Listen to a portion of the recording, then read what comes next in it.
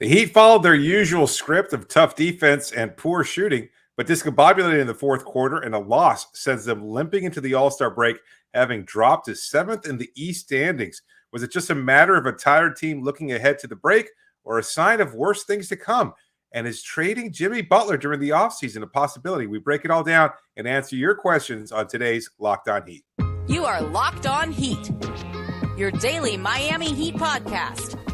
Part of the Locked On Podcast Network, your team every day.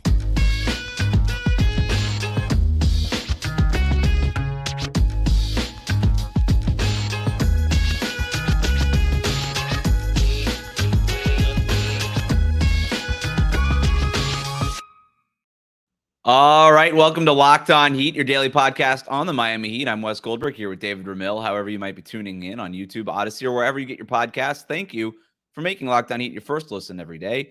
Today's episode is brought to you by FanDuel Sportsbook, official sportsbook of Locked On. Make every moment more. Visit FanDuel.com/LockedOn today to get started.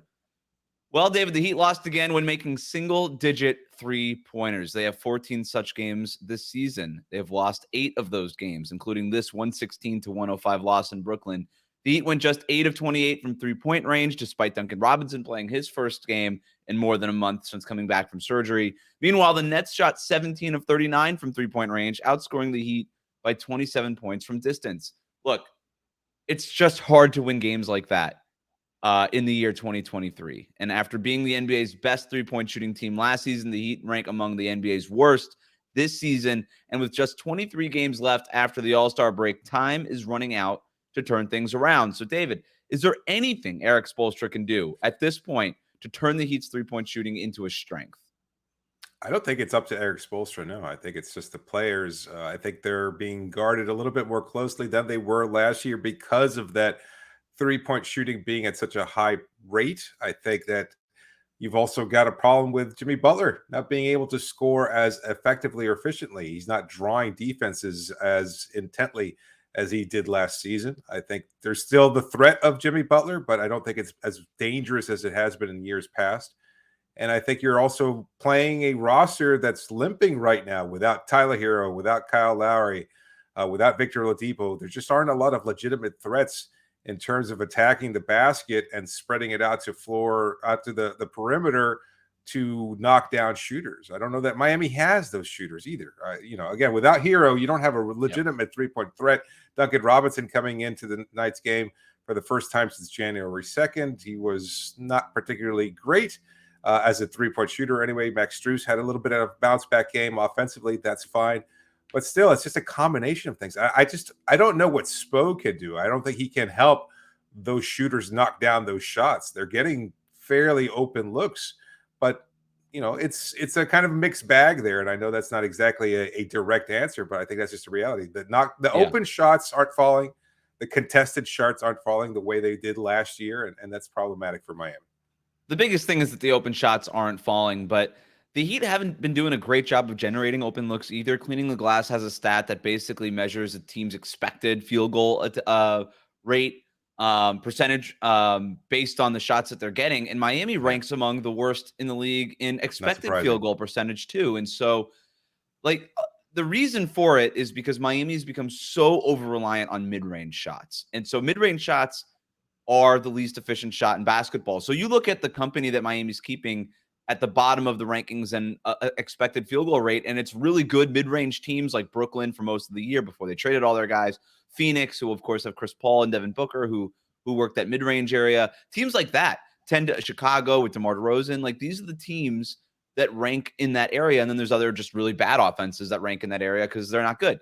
Miami is hitting this sweet spot of having a bunch of really good mid-range shooters, or two really, in Bam Adebayo and Jimmy Butler, and also being not very good offensively. So as opposed to teams like Brooklyn for most of the year. Quite a sweet spot. A bittersweet spot is more like it. Yeah. Bittersweet spot. So look, even tonight, they took 25 mid-range field goal attempts compared to 27 three-point field goal attempts, 28 three-pointers. They shot 25 shots at the rim. They didn't shoot an awesome percentage there either, but it's just, you look at their shot distribution every single night and it's, hey, Bam, make those 15 footers from the free throw line. Jimmy, make those tough contested turnaround mid-range shots and things like that.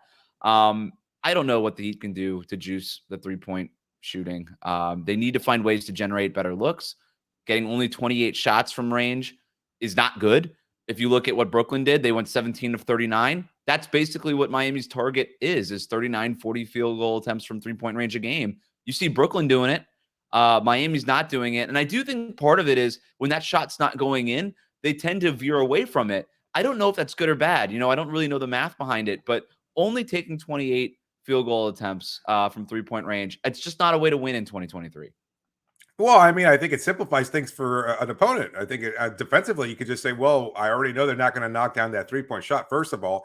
And then when they stop taking it all together, well, you don't even have to worry about it. So you can kind of hedge a little bit, kind of lean into the restricted area. And that allows for when somebody does eventually wind up putting the ball down and trying to drive to the rim, well, instead of just getting past one defender, you have multiple defenders or at least bodies near that area to contest those shots. Just quick, that's a great point, and that's why Miami shot 64% at the rim tonight. Is exactly what you're saying. Yeah, so I mean, it's problematic all the way around, and there's no one legitimate offensive threat. Like we just went through this in our recent recap against the Denver Nuggets. Like Nikola Jokic, and I guess Jokic, best player in the league by a fair amount.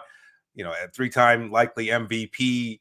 He commands so much of the defense, and that he draws everybody in. He is the centerpiece there, and Bam, as good as he's been this year, still not quite there, or may not ever be at that level. He is starting to get the double teams and even some triple teams here and there, and he does kick out. And I remember Eric Spoelstra saying after that, I think it was after the Denver game, maybe it was another game, where he said that the next level to Bam's development is finding those open kickouts, and he thinks that sometimes the Heat don't find those kick out passes. Now, I'll say this again. Maybe that's because the shooters aren't making shots. Bam and Jimmy are really relying on that mid-range look. Like that is, especially Bam Adebayo, like that is his bread and butter. He doesn't even really get to the rim all that much unless it's a wide open dunk on a roll. Right. And so like 98% of Bam Adebayo's offense is just that mid-range shot.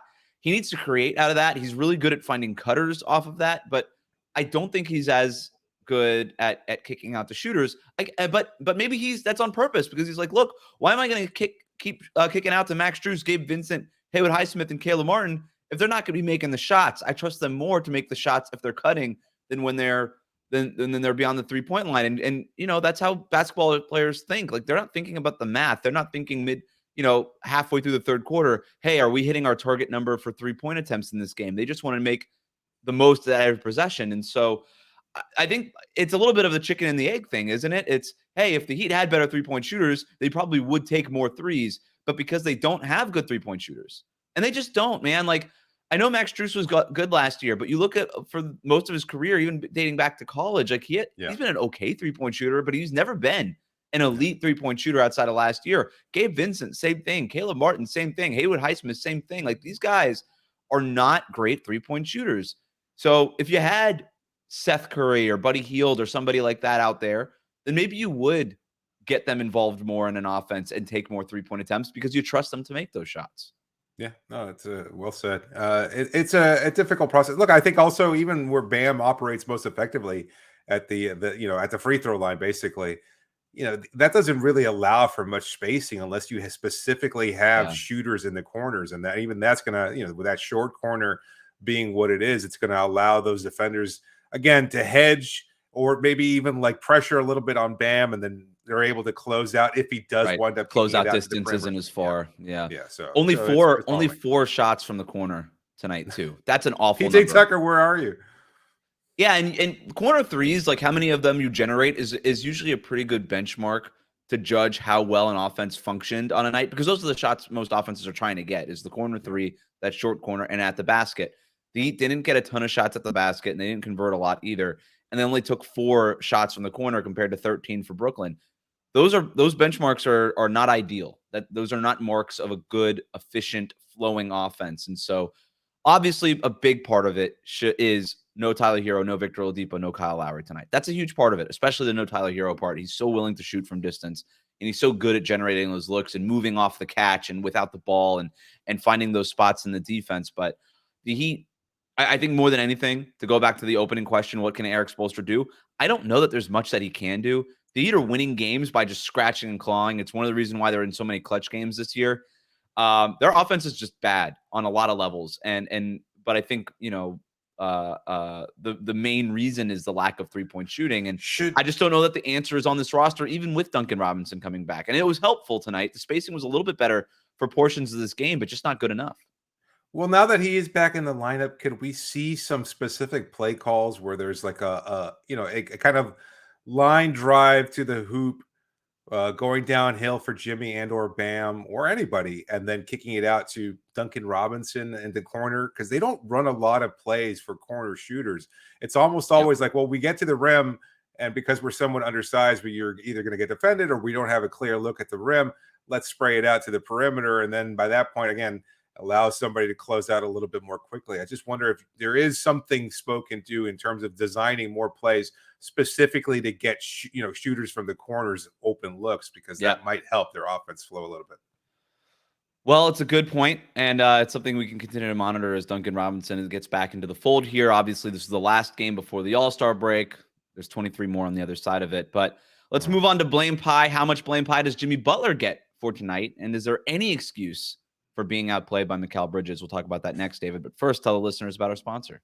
Today's episode is brought to you by FanDuel. The midway part of the NBA season is here, and now is the perfect time to download FanDuel, America's #1 sportsbook, because new customers get a no-sweat first bet up to $1,000. That's a bonus bet back if your first bet doesn't win. Just download the FanDuel Sportsbook app. It's safe, secure, and super easy to use.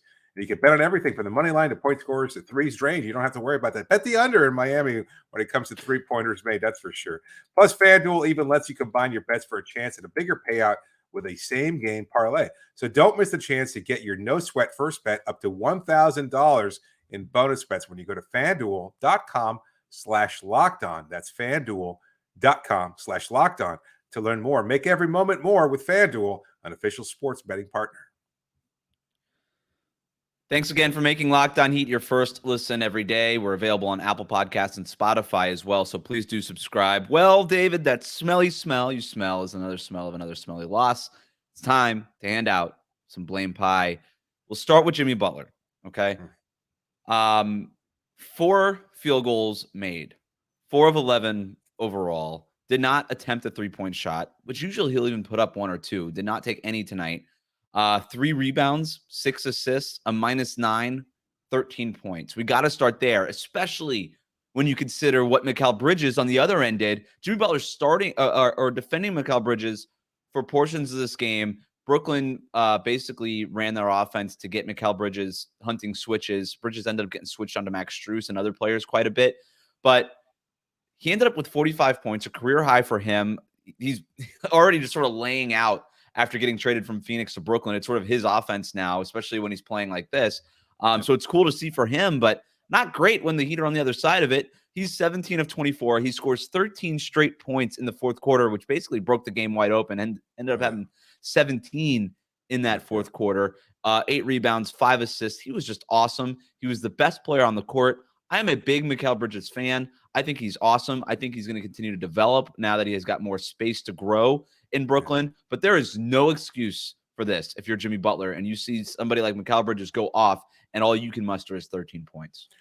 Yeah, Bridges going off wasn't solely on Jimmy's fault, but he did not do enough offensively. 0 field goal attempts in the fourth quarter, only 2 points, period. And I know, again, he didn't come in until probably a little bit later than he should have, but he didn't have it going at all even earlier. Like, I mean, 4 of 11 overall, and all 11 of those field goal attempts in the first 3 quarters. So he probably wasn't going to be attacking the basket. I don't know that any player needs the All-Star break as much as Jimmy does, because it's clear he needs a little bit of a boost, a well-earned vacation. Hopefully he can reset, refocus physically, mentally, emotionally. But look, David, wasn't the whole point of this regular? He always says, "Hey, I can turn it on and turn it off. I know my switch, I know my limits, and all these things." Like, the whole point of him sort of just coasting. I keep saying this, he's going 55 and a 70 this entire regular season. The whole point of that is that you wouldn't be broken down in the fourth quarter of a game that was really important. So, right before the All-Star break, like, if there was any time to sort of, put the foot on the gas a little bit, it's when you have a week and a half off. He didn't even make the All-Star game, so he's not like he has to worry about going to Salt Lake City and doing stuff there. Like, there's just no reason for this, man. Like, there's just no reason for this. And I think This is not the first time we've seen this from Jimmy Butler, where he's so passive in the fourth quarter. When you can afford to be passive if you're in the first quarter, even in the second quarter, even in the third quarter to a certain degree. But if you're the killer, if you're the closer, you can't give me 6-7 good minutes if you're Jimmy Butler, and to not take a single field goal attempt. There's just no excuse for it. No, you're right. Look, to that same point, Bam had 14 points in the fourth quarter. Although by that point, it felt like mostly the game was out of reach, and he was just trying to work whatever magic he possibly could in the last few minutes of the game. But overall, Jimmy should have been more aggressive. And it's a good point. I don't know if there's something going on with Jimmy Butler. I don't know if he just felt, maybe he still considers this a game that you don't have to turn on the juice for, or maybe maybe he is just hurt or tired or both. I don't have a clear answer, and I don't think Jimmy does either. I'm sure he'd say something about wanting to do more, but the shot wasn't falling, and when he was getting to the rim, he wasn't. Again, he missed a couple of bunnies, like very uncharacteristically bad game for Jimmy Butler. After whiffing that wide open layup against was that the Nuggets? That was the last game, Nuggets, right? Last game, Denver. So maybe look, I'm not saying you're wrong when you say that he's very much in need of the All-Star break. I think that much has been clear. Like, he doesn't whiff on these shots, to your point. Like, these are shots he always makes, or the shots at the rim. I don't know the last time I saw him dunk.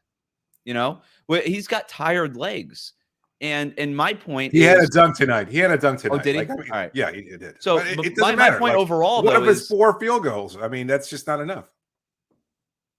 If you have tired legs now, then the Heat have a real problem. And maybe I'm reading too much into it, but if you've basically been coasting this whole regular season and now you're tired with 23 games left, I don't know. Maybe the All-Star break is enough to reinvigorate him down the stretch, but I don't know how much confidence I have in that, because even if he is reinvigorated, 23 games it's not a lot of games when you talk about movement in the standings, but it is a lot of games for a player to play. And he's not going to play all 23 games. We know that. And the Heat have a few back-to-backs coming up that we can expect him to take off. But even so, why should I expect Jimmy Butler to be fresh in the playoffs? Maybe he will. Maybe I'm just a sucker, and I'm just one of these idiots who doubt Jimmy Butler, and then the playoffs come around and he just turns it on and he makes things like what I'm saying right now sound stupid. And I hope that that's true. But it is concerning. It is concerning at this point. He's getting older, right? Like, this isn't like that's sort of, it goes hand in hand. Right. And I'll piggyback off this. Like, Miami dropping to 7th right now. They cannot afford to be a play-in tournament team. Like, I mean, if they have any chance of getting it past the first round, they need that break in between the end of the regular season while the play-in tournament's taking place and before the first round series start. Because if they're playing, well, I mean, it's basically a done deal. I mean, if they're in the play, I have no confidence at this point that they might even be able to get past the play-in tournament if he continues to kind of wall in terms of his overall health. So it's not a great place to be. Wow. Even David Ramil starting to lose some confidence here. It's crazy. No, I mean, Mr. Positive over here. No longer after this one. All right. So Jimmy Butler gets a healthy portion of blame pie. The other people we have to probably talk about is Caleb Martin. Not a great night for him. 1 of 3 from 3-point range. Didn't really make much of an impact the way that you usually expect Caleb Martin. He got banged up in this game. Looked like he hurt his hand, then got slapped in the jaw at one point. So elbowed in the jaw. That was a slap. That should have been an offensive charge. And Mikal Bridges drives into the lane, throws an elbow, knocks Caleb down to the ground, and then winds up converting basically a 3-pointer on a 4-on-5 defense. I mean, I don't know. That was. I'm not. Spo couldn't have challenged it or anything like that, but it was pretty odd. That led to a 3-pointer too, right? Yeah, that's what it was. After dumping the ball off, after colliding into Martin, he throws the ball out, then goes into the 3-point shot in the corner there and knocks it down because Caleb Martin was still on the ground, going, "Oh well, I'll see if I can feel my jaw after that." There was a tough call. No call, rather. Underwhelming night from Jamari Bouye as well, after he's been impressive. No, he gets no blame pie. No, I'm with you. I'm just saying, for tracking the Jamari Bouye story, this was an underwhelming night after some positive nights. And Haywood Highsmith, who's been a key rotation player for this team, especially with the injuries, he also took 0 threes. Only 3 players took or made multiple 3-pointers in tonight's game. Max Strus went 2 of 9, Gabe went 3 of 9, and then Duncan went 2 of 7. So again, I'll repeat what I said earlier, David. You can't win basketball games like that in the year 2023. You just can't, especially when you've got 1, 2, 3, 4, 5 of your 9 rotation players attempting 0 3-pointers. So I want to give. I think Jimmy deserves no less than 8 slices of blame pie. It's heavy and still well deserved. Caleb, I think, gets at least 1, which gives us 1 more left, and we can give it to. I thought Max and Gabe were all right. And they ended up scoring 18 and 21 points respectively. Do we go to Haywood Highsmith, who was underwhelming? I Give don't really one know to where to go with Spo. this. Give one to Spo. And I'll make the argument this way. I know how reluctant you are to do so with I Spo, am. but at a night when the Hawks are getting blown out by the New York Knicks, and the New York Knicks were 7th in the standings, and somebody's monitoring those standings, and I know he tries to play it off, well, horseshit Sure. on that. You've got to try. You've got to start monitoring these things. Like if you want to play Yeah. it off and be like, oh, we don't care. This ain't the big 3, buddy. You got to make sure that you start monitoring those standings a little bit more closely. Somebody's got to go in there and say, look, New York's beating the pants off of the Hawks. You've got to win this game. And again, I know some people have made this point also. The Nets, I still think they're pretty talented, and I think that was pretty evident tonight, but they're still mostly unfamiliar with one another. Like they have a whole new starting lineup, except for Nick Claxton. Cam Thomas, who had been incendiary, was tonight in limited stretches. He's coming off the bench. Royce O'Neal, who had been a starter, coming off the bench. So it's a very new team.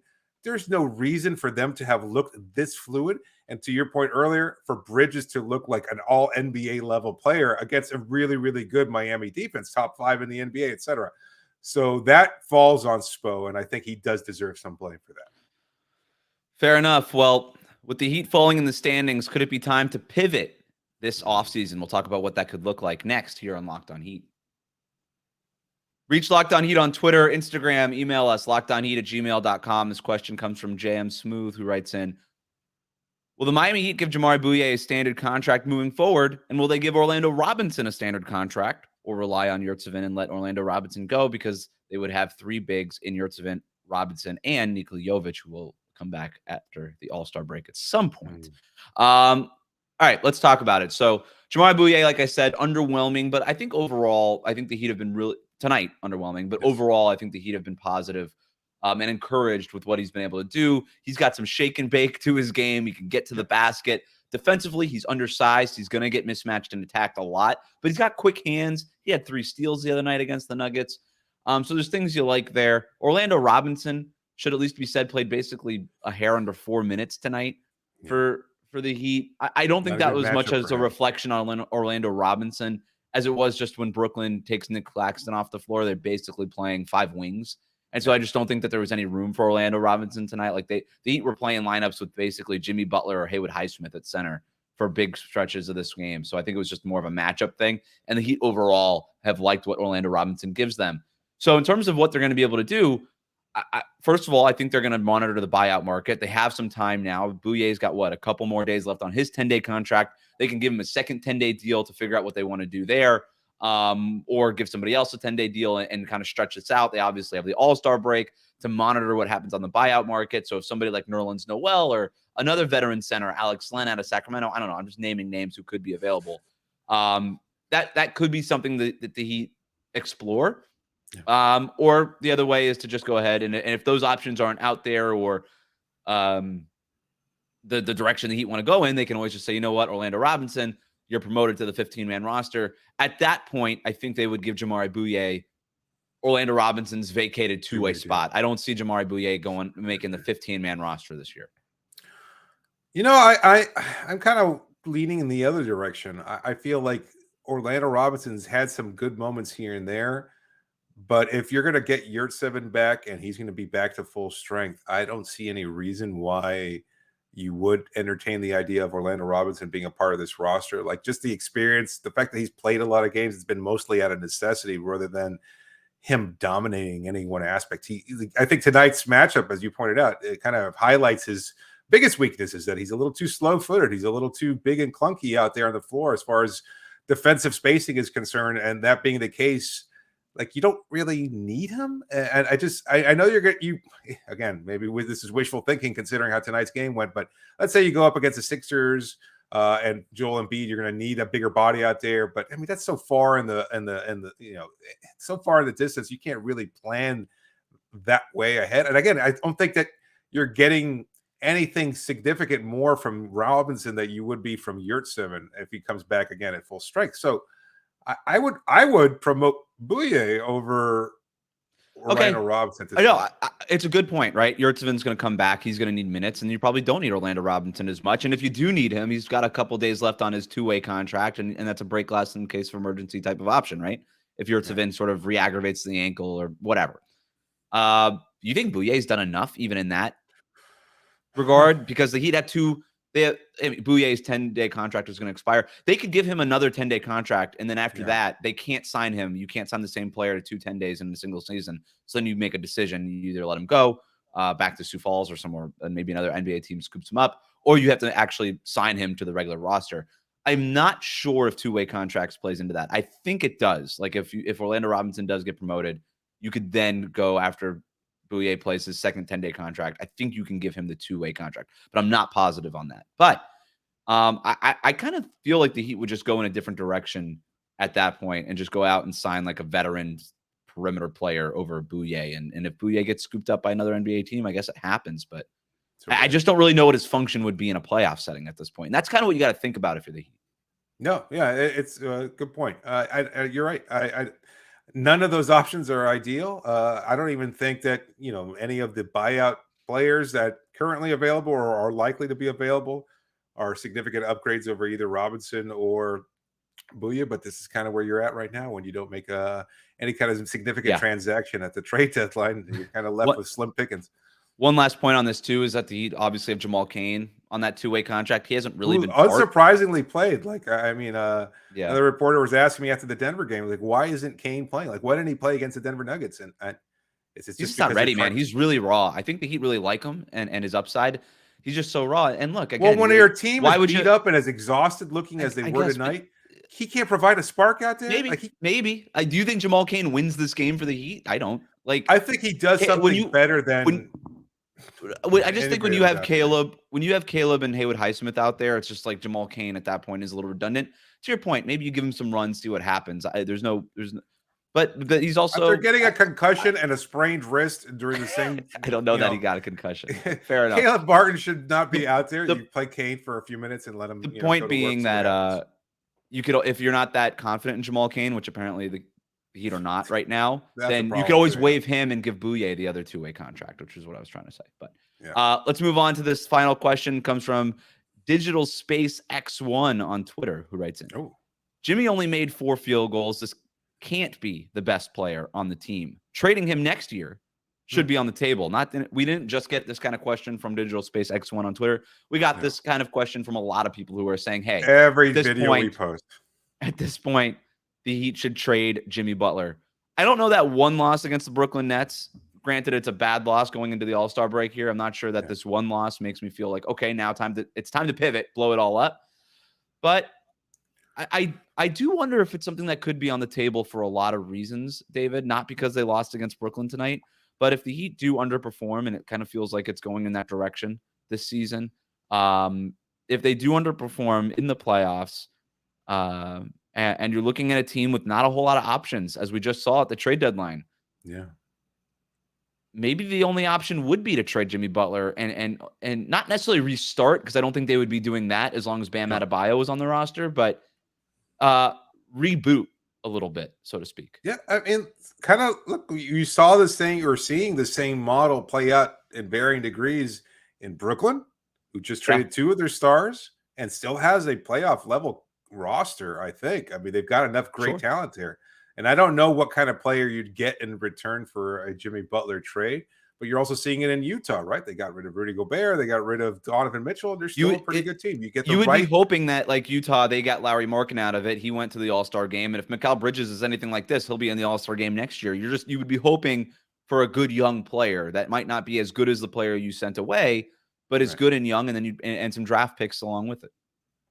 So a couple things to consider when you're looking at a Jimmy Butler trade is, one, the salary and age are going to be much more difficult to move. If there's anything to be said about, look, Kevin Durant is older than Jimmy Butler, but he's better than Jimmy Butler. He's Kevin Durant. Yeah. Right. So you can get a lot more in exchange for a player of KD's value and worth than you would Jimmy Butler. Similarly, Donovan Mitchell is probably still better than Jimmy Butler or comparable, at least in overall rank, because you younger, much more trade value, but nothing but yes, green pastures ahead of him in his career. exactly. So I don't know what you'll get back in a Jimmy Butler trade. So that's one. My guess would Two, be, oh, go ahead. I'm sorry. no, go ahead. No, My guess you would have a be realistic guess here. two young players, or like a good young player, like a Bridges marketing level player before we knew that they were obviously awesome. And like a rotation player that would help match the salaries. Let's say you trade him to Portland. Portland was my first kind of Anthony Simons, Jeremy Grant in exchange for Jimmy Butler. Is that more or less maybe Grant's on an expiring, so I don't know. Maybe there's a sign and trade there, but then you're hard capped for the Heat. But I think I think something like Simons and like Nasir Little, and I don't know, whatever salary it takes, if you can't get Grant in the deal again with the machinations of the sign and trade stuff. But and a couple of first rounders, that to me makes sense. And maybe there's swaps or some second rounders sprinkled in there, but for the basis of the deal, I think it's something like that. Yeah. Well, Pacific Northwesterners love their coffee, so that's a great place. I didn't even think about that. What a brand extension that would be for Jimmy Butler. That's a great idea. He would the first brick and mortar big face coffee place. Yeah, taking off all over the Pacific Northwest.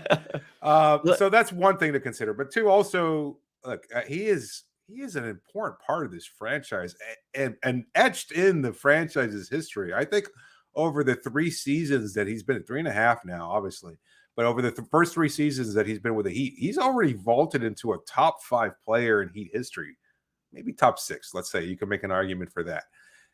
And I don't know that Dwayne Wade, Haslam, LeBron, CB, Chalmers, and then Jimmy Butler. Maybe Alonzo Mourning. I don't know. Either way, he's up there, and I don't know that you can trade a player that's so marketable that kind of restored your franchise to relevance after a couple of seasons of mediocrity between 2016 and 2019. Well, and David, he's still awesome.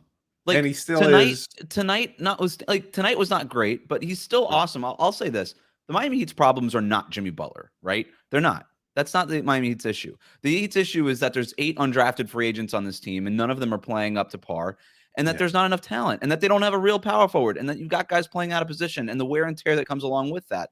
That's the Heat's problem. The Heat's problem is that they can't make a 3. Jimmy, you remember when he signed the extension after getting blown out by the Milwaukee Bucks that playoff series, and people were like, "What are you talking about? Why would you sign him to a contract extension when he was just swept out of the playoffs by the Bucks?" And then, of course, he wound up having a historically fantastic performance last year. And you've got to still think that there's something in there. Like, he's still capable of doing that. And you look at I know he hasn't played a lot this year, but you look at every advanced metric, and they still love Jimmy Butler. Like, he is a legitimate, like, he's ranked up there with all NBA guys. Okay. And if he played more games, he would have been in the All-Star game and probably make an All NBA team this year. Yeah. The problem is the Heat need to build around him and Bam. But the issue with that is, how do you do it? And as like we just saw at the deadline, when you don't have enough assets and you're kind of cash strapped and you're dealing with some negative value contracts, it's just really hard to do that. So I think this offseason, it's not just, all right, let's go in, blow it up, trade Jimmy Butler for whatever we can get. I think the first step this offseason, and this is a conversation that we were going to have in much more depth, I'm sure, at some point, David, but you go into this offseason and you say, all right, is there a way for us to tweak this roster around Jimmy and Bam to accentuate their skill sets, to space the floor a little bit more, get more size, get more athletic, all these things. And you go that route and you see what you can get. And if that route does not pan out, then you do have to probably at least explore trading Jimmy Butler. And I think you got to do it real quietly. To your point, you can't just trade like an all-timer like that that quickly. But I do think that, unfortunately, given where the Heat are at and how limited they are in terms of flexibility, that it could be something that's on the table this summer, depending on what happens and how everything else shakes out. But that'll do it for us today. Thanks again for making Locked On Heat your first listen every day. Remember to subscribe to new episodes of Locked On Heat on your favorite podcast app and on YouTube.